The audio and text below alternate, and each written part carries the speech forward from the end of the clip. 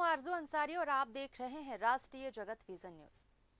छत्तीसगढ़ के मुख्यमंत्री विष्णुदेव साय आज से 31 अगस्त तक जापान और साउथ कोरिया के दौरे पर रहेंगे। ये उनका पहला विदेशी दौरा है जिसमें वे राज्य में निवेश और औद्योगिक विकास को बढ़ावा देने के लिए उद्योगपतियों से मुलाकात करेंगे। मुख्यमंत्री साय जापान के ओसाका में आयोजित वर्ल्ड एक्सपो में हिस्सा लेंगे, जहां वे प्रमुख उद्योगपतियों से मुलाकात करेंगे और छत्तीसगढ़ में निवेश के अवसरों को बढ़ावा देंगे। जापान के बाद मुख्यमंत्री विष्णुदेव साय साउथ कोरिया जाएंगे, जहां से वे औद्योगिक साझेदारी, तकनीकी हस्तांतरण और लॉजिस्टिक्स सुधार से जुड़ी अहम बैठकों में हिस्सा लेंगे। दौरे पर जाने से पहले मुख्यमंत्री विष्णुदेव साय ने पत्रकारों से चर्चा के दौरान क्या कुछ कहा, सुनिए।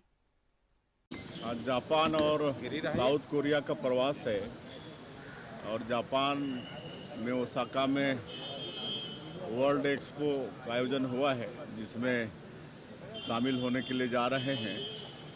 और जापान और साउथ कोरिया में इलेक्ट्रॉनिक्स, ऑटोमोबाइल्स और फूड प्रोसेसिंग, ये तीनों क्षेत्रों में अच्छा काम है और हमारे छत्तीसगढ़ में भी इस क्षेत्र में अपार संभावनाएं हैं।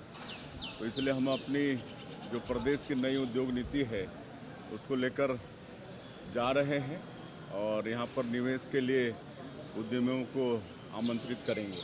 जापान और दक्षिण कोरिया एक्सपो में शामिल हैं जी, छत्तीसगढ़ में निवेश को कैसे बढ़ावा मिलेगा?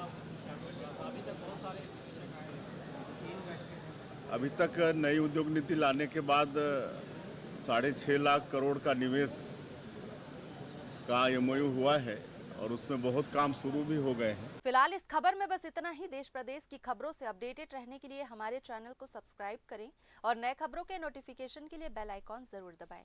नमस्कार।